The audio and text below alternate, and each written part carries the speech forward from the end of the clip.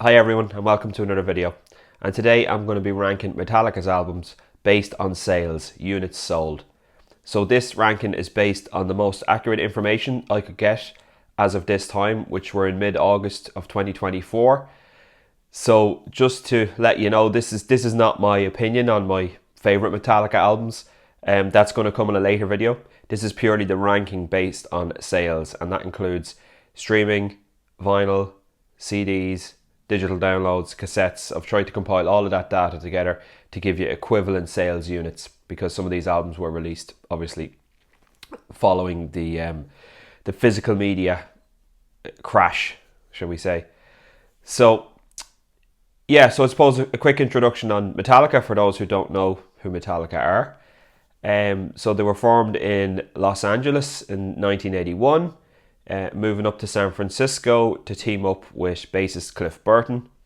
Released their debut album in 1983, and since then, in the last 41 years, they've released 11 studio albums, live albums, EPs, cover albums, various other releases. They've sold over 130 million albums worldwide, and they've won 10 Grammy Awards for their music to date. So all in all, very successful band, probably the most successful heavy metal band of all time. So I've ranked the studio albums that I own. It was basically all the studio albums and some other albums. So we'll start off with number 13. Number 13 is this one here. It's 72 Seasons, the latest release. Album sales, equivalent album sales to date, 1.2 million units. So it was released in 2023, last year. 11th studio album by the band. Got to number 1 in the US, the UK, Ireland, Australia, Canada, France, Germany, Sweden. In all, 20 countries it reached number 1 in. It was released through Blackened Records, and it won a Grammy Award for Best Metal Performance for the song 72 Seasons. Produced by Greg Fidelman with James Hetfield and Lars Ulrich. Recorded at Metallica's HQ in San Rafael, California. The band lineup for this album was Hetfield, Ulrich, Hammett and Trujillo. Standout tracks for me: 72 Seasons, Screaming Suicide, Lux Eterna and If Darkness Had a Sun. All in all, the album is 77 minutes long and a total of 12 tracks. I really like this album. I think in time it will do better in terms of units sold, probably mostly through streaming and vinyl, but it's bottom of the list at the moment. But you have to bear in mind it's only been out 1 year, so maybe it will pick up more sales as time goes on. Okay, in at number 12 is Hardwired to Self-Destruct. This one was released in 2016, the 10th studio album by the band. Sales of over 3.1 million units to date. Reached number 1 in 25 countries, including the US, Ireland, Australia, Canada, France, Germany, Japan and Sweden. Released on Blackened, which is Metallica's own label. Produced by Greg Fidelman with James Hetfield and Lars Ulrich. Recorded at Metallica HQ in San Rafael. And the band for this was again Hetfield, Ulrich, Hammett and Trujillo. Standout tracks for me are Atlas Rise, Now That We're Dead, Confusion and Spit Out the Bone. So another long album, 77 minutes long and a total of 12 tracks. Okay, in at number 11, this one here, Saint Anger. Okay, released in 2003, 8th studio album by the band. Sales of over 5 million units to date. In terms of awards, it won a Grammy Award for Best Metal Performance for the song Saint Anger. Reached number 1 in 18 countries, including the US, Ireland, Australia, Canada, France, Germany, Sweden, Japan. The label it was released on was Elektra Records in the US and Vertigo Records in Europe. Produced by Bob Rock and was very controversial production on the album. It was minimalist, sounds very raw, untuned, vocals, etc. I spoke about this before on my review of Saint Anger, so go check that one out. Recorded at Metallica HQ in San Rafael, California. I believe this was the first record that Metallica recorded at their own studio. The lineup for the band was Hetfield, Ulrich, Hammett, but on this one Bob Rock actually played bass. on the studio recordings of this album. There's 11 tracks in total again, clocking in at 75 minutes long. Standard tracks for me are Some Kind of Monster and Invisible Kid. I've spoke with Saint Anger before. Not my favourite Metallica album, and I'll be doing a rating on Metallica albums in a later video, so expect to see that one near the bottom. Okay, next is number 10 in terms of albums sold by Metallica, and it's Death Magnetic. So this one was released in 2008, ninth studio album by the band, sold over 5.3 million units to date, won 2 Grammy Awards, one for the best metal performance for My Apocalypse, and it also won best rock package for the album, so best album pretty much. So 2 Grammy Awards, which was good. Reached number 1 in 24 countries: USA, UK, Ireland, Australia, Canada, France, Germany, Italy. Released through Warner Records in the US and Vertigo in Europe. There was some criticism of the album when it was released. Some critics said it was excessively compressed in terms of dynamic range, and this was around the time of the loudness wars. So I'm going to do a deep dive into the loudness wars and explain my understanding of what that is at a different video. And I'm also going to do a deep dive on Death Magnetic because I think it's actually very interesting. It was the first and only album that Metallica worked with producer Rick Rubin on, and it's very interesting because I think the songs are amazing, but I think the production in terms of the mastering and the compression that was used is not the best and detracts from the album. So I'm going to do a full review on Death Magnetic as well at some point in the future. So this one was recorded at three different studios. So Sound City in Los Angeles, Shangri-La in Malibu, California, and then also there was some recording carried out at Metallica HQ in San Rafael. The band lineup for this one was Hetfield, Ulrich, Hammett and Trujillo. 10 tracks in total on the album and a total of 75 minutes. Standard tracks for me are Broken, Beaten, Scarred, Day That Never Comes, Cyanide, Unforgiven 3 and My Apocalypse. Okay, in at number 9 in terms of Metallica's most successful albums in terms of units, it's Garage Inc.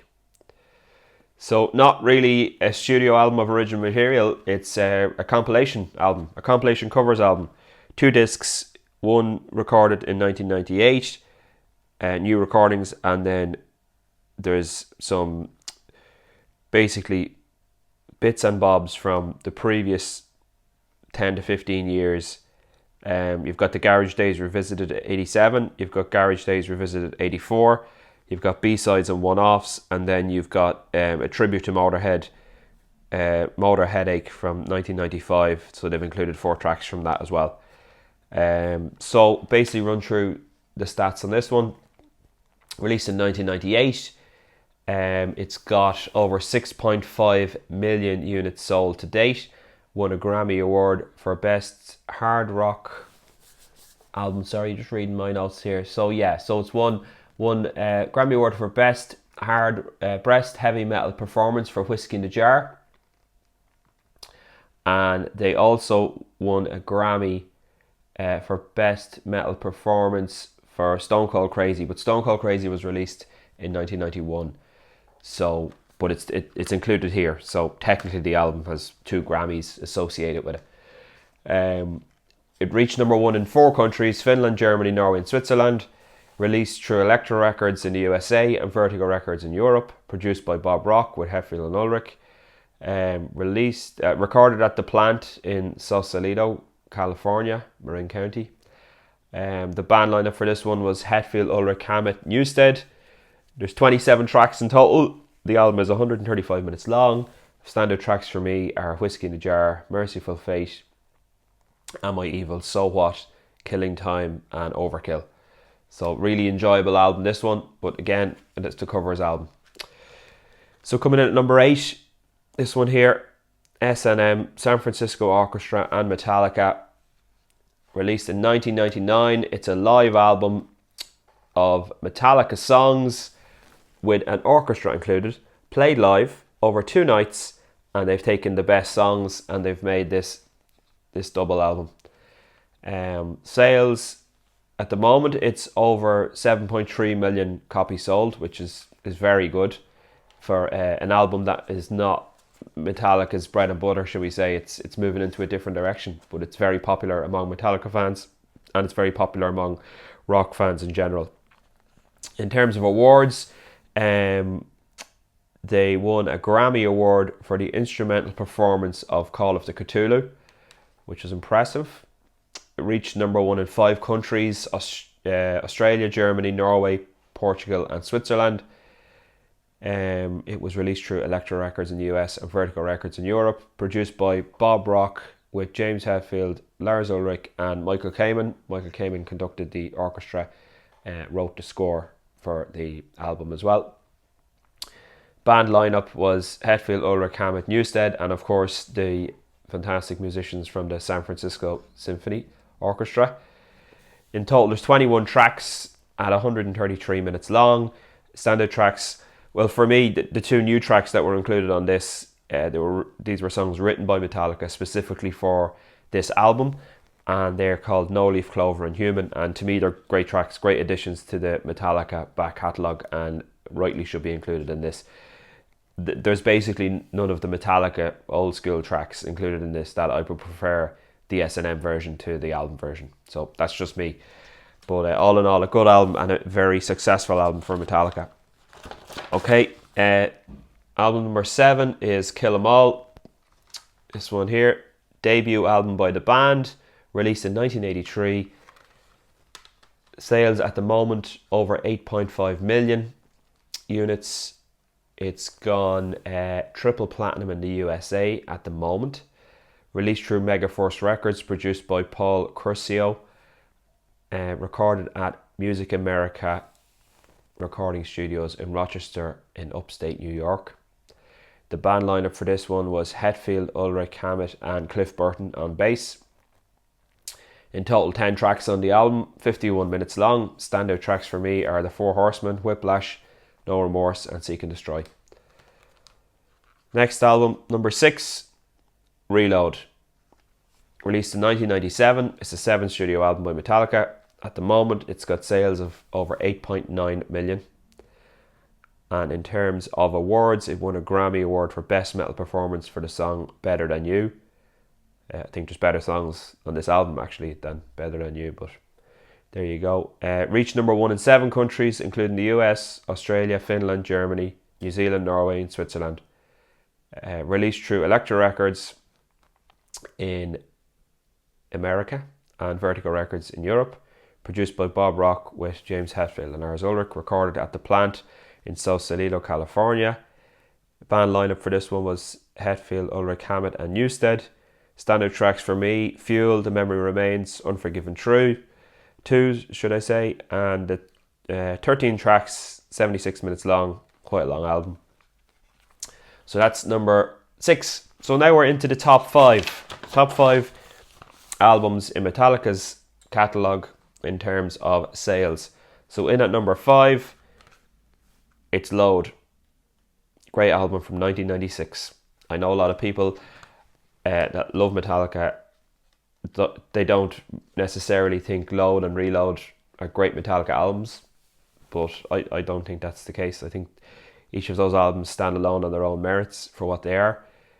So I'll just run through some information on Load.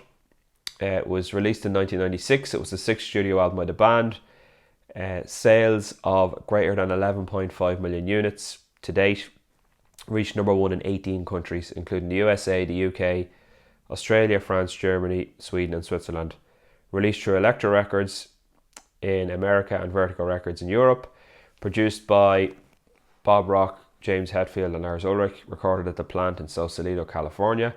The band lineup for this one was Hetfield, Ulrich, Hammett and Newsted. 14 tracks in total, 79 minutes long. Standout tracks for me are Ain't My Bitch, Until It Sleeps, King Nothing, Hero of the Day, and Ronnie. Okay, album number 4, Ride the Lightning. Released in 1984, second studio album by the band. Sales of over 11.7 million units to date. It's been certified 6 times platinum in the USA, released through Megaforce Records, later released through Vertigo Records.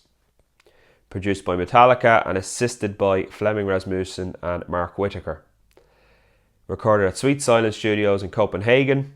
The band lineup for this one was Hetfield, Ulrich Hammett and Cliff Burton on bass.